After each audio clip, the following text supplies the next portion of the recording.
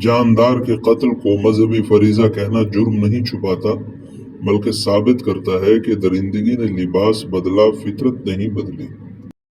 بقرعید گزری ہے، تو بقرعید کے موقع پر اسلام دشمن لوگوں نے بڑے عجیب عجیب اعتراضات کیے، اور افسوس اس وقت ہوتا ہے جب ہمارے اپنے نوجوان اس فتنے کا شکار ہوتے ہیں۔ مثال کے طور پہ ایک اعتراض یہ بھی کیا گیا کہ جاندار کے قتل کو مذہبی فریضہ کہنا جرم نہیں چھپاتا، بلکہ ثابت کرتا ہے درندگی نے لباس بدلا ہے، فطرت نہیں بدلی۔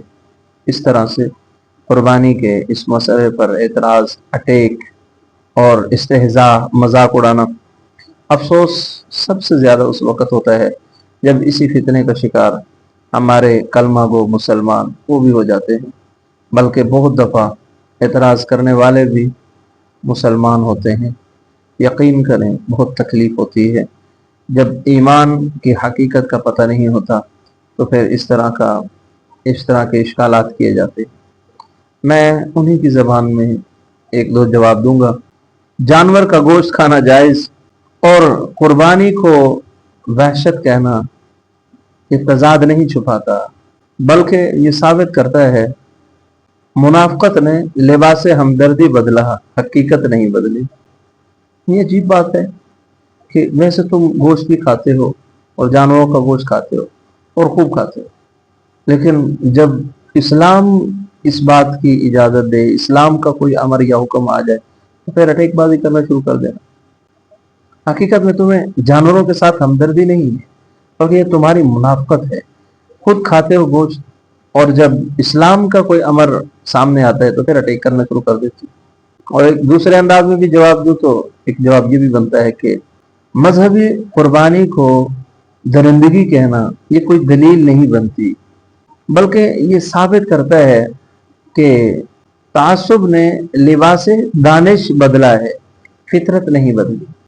اگر واقعی تم جانوروں کے اتنے ٹھیکیدار ہو اور تمہیں واقعتاً جانوروں کے ساتھ ہمدردی ہے، تو یہ جو ہوٹلوں پہ ذبح ہوتے ہیں ان پر آپ اعتراض کیوں نہیں کرتے؟ ان پر آپ اشکال کیوں نہیں کرتے؟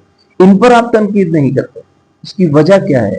مطلب کہ تمہارا مقصد جانوروں کے ساتھ ہمدردی اور خیرخواہی نہیں ہے، تمہارا مقصد اسلام کو اٹیک کرنا ہے، اسلام کے احکامات کو اٹیک کرنا ہے۔ جب بڑے بڑے ہوٹلوں پر، بڑی بڑی جگہوں پر، ریسٹورنٹ پر، جناب 5 سٹار ہوٹلز پر، وہاں پہ جانور ذبح ہو رہے ہوتے ہیں، اس وقت تم بالکل اعتراض نہیں کرتے، بالکل اشکال نہیں کرتے، بالکل ان کے اس عمل سے اختلاف نہیں کرتے، تو ہم پوچھ سکتے ہیں کہ اس وقت تمہاری انسانیت کہاں مر جاتی ہے؟